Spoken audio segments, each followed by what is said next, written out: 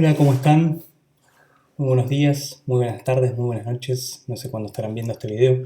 Mi nombre es Juan Pablo Pilorgé y en la clase de hoy hay dos temas principales que vamos a abordar. El primero es la detección de anomalías. Vamos a ver algunos métodos univariados, pero sobre todo un método en particular multivariado. Ahora vamos a ver qué significa univariado y multivariado. Y el segundo tema que vamos a abordar es el de la explicabilidad de los modelos. Vamos a ver cómo se comportan los modelos, por qué se dice que tiende a haber una disputa entre el desempeño y la parsimonia de los modelos, qué son las técnicas de subrogación y para qué nos sirven en términos de la explicabilidad de los modelos, y por último, pero bastante en detalle, vamos a ver lo que son los valores SHAP, Shapley Values o SHAP como técnica para comprensión y explicabilidad de modelos de analítica avanzada. En principio, y antes de ver en detalle estos dos temas, lo que les quiero contar es con qué conjunto de datos vamos a trabajar hoy y qué vamos a empezar haciendo en la clase. Como ustedes ya conocerán de la clase en la que vieron Extreme Gradient Boosting, existe un conjunto de datos de la Universidad de California en Irvine que se llama Adults.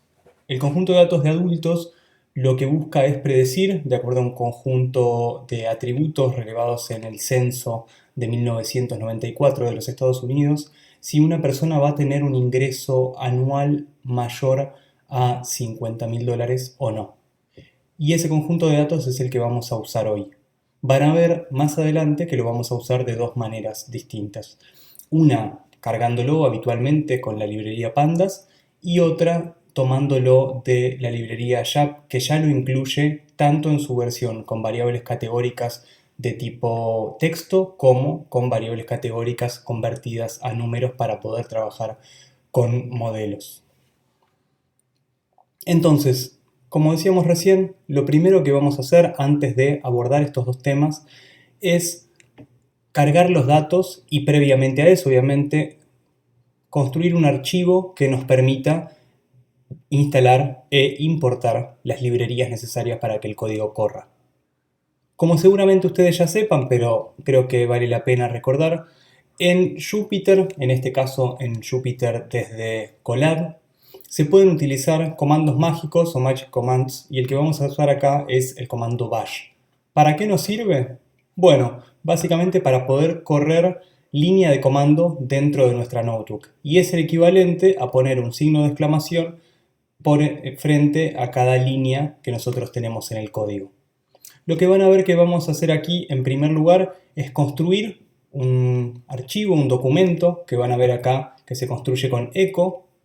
Ese documento va a ser el famoso requirements.txt que nosotros usamos para instalar nuestras librerías y para eso lo que vamos a hacer es pedirle a este documento que tenga como formato, como lo ven aquí, un conjunto de librerías o dependencias de Python, dentro de las cuales van a ver una que es NumPy, que tiene una versión específica, ¿sí? La versión 1.20.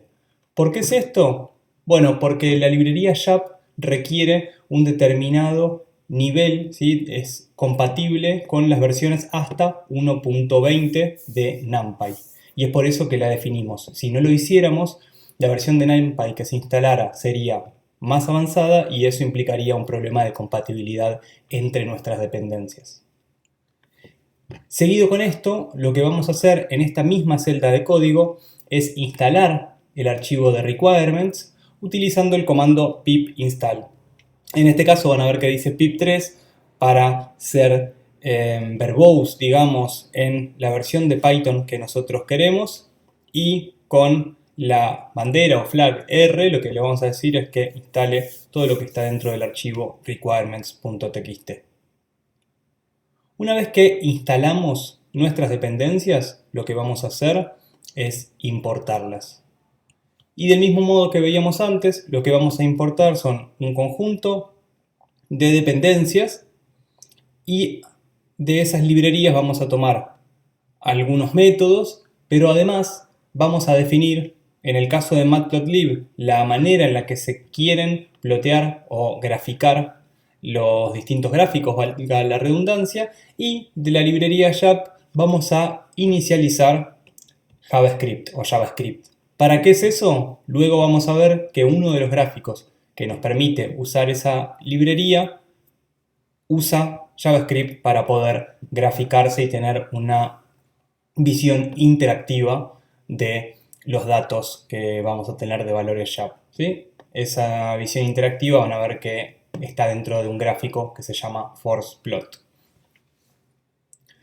Una vez hecho esto, lo que vamos a hacer, y lo vamos a ver aquí, es definir algunos parámetros que nos permiten a nosotros indicar cuál es la semilla, ¿sí?, que nosotros vamos a querer ver. Recuerden que en computación lo que existen son números pseudo aleatorios, entonces al definir una semilla, nosotros podemos replicar los procesos.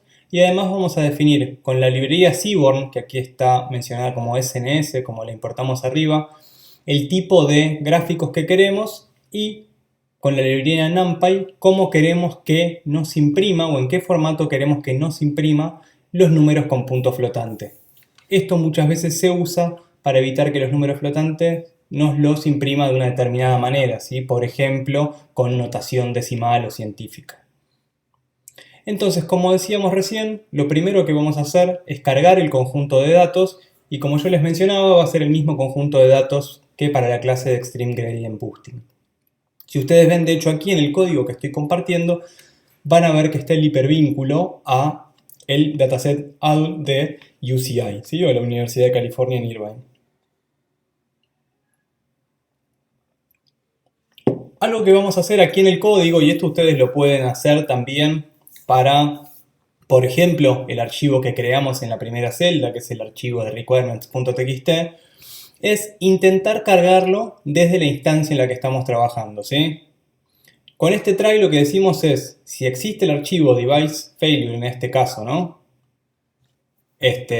lo cargamos, y si no, lo descargamos. En este caso van a ver que, bueno, aquí hubo un tema con el nombre del archivo, pero básicamente nosotros lo que vamos a hacer es lo mismo, ¿sí? Vamos a ver si se va a cargar, y si no, lo descargamos desde el repositorio público de UMAI y lo guardamos con el nombre que aparece acá, ¿sí? Que si bien no es el nombre que tenemos del archivo, el código funciona sin ningún tipo de problema porque con este nombre lo guarda en la instancia local.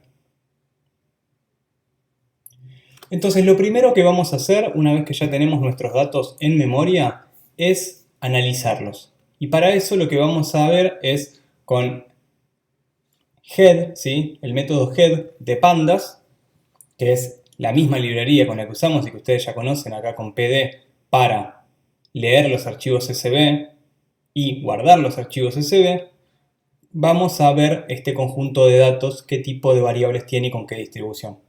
Dado que esto ya lo deben haber hecho en la clase de Extreme Gradient Boosting, no lo vamos a repasar demasiado, pero sí vale la pena solo recordar que tenemos variables numéricas, tenemos variables categóricas y tenemos variables categóricas que también van a estar ordenadas, y algunas van a ser directamente sin ningún tipo de orden, es decir, variables nominales. Y finalmente lo que vamos a tener es nuestra variable objetivo o target, que es la que define si una persona gana más o no de $50.000 por año. Otra manera de ver nuestros datos es usando el método describe, que lo que hace es, para las variables numéricas de mi conjunto de datos, analizar un conjunto de estadísticos descriptivos vinculados a cuántos existen, la media, el desvío estándar, el mínimo y la distribución por cuartiles, y ahí vamos a tener obviamente en el 50% la mediana para entender si nuestros datos tienen algún tipo de sesgo respecto a una distribución normal o no. Seguramente cuando nosotros tengamos datos de horas o de ganancias y pérdidas de capital van a diferir mucho estos valores, van a tener una cola pesada derecha, y además de eso vamos a poder ver cuál es el valor, como decíamos antes, además del mínimo, el máximo. Y lo último, antes de ya entrar propiamente en lo que tiene que ver con el análisis de los datos, es ver cómo es la distribución de nuestra variable objetivo. Y para eso vamos a usar el value counts de pandas, que nos permite ver cómo se distribuye la cantidad de valores por cada categoría de la variable. Y en este caso vamos a ver que existe a razón de un valor de mayor de 50.000 por 3 de menor o igual. Entonces, si bien es una distribución desbalanceada, no es extremadamente desbalanceada como para requerir necesariamente a la hora de entrenar un tipo de tratamiento como por ejemplo el sobremuestreo o el submuestreo con técnicas como SMOTE, que es construir observaciones sintéticas con algún tipo de ruido para hacer lo que se llama sobremuestreo u oversampling. Y como les decía, antes de entrar en la parte de detección de anomalías, lo que vamos a hacer es estandarizar los datos utilizando el Standard Scaler de Scikit-learn, que como ya lo conocerán, lo que hace es lo típico que hace un escalador o un normalizador, ¿no? Que le resta la media y lo divide por el desvío.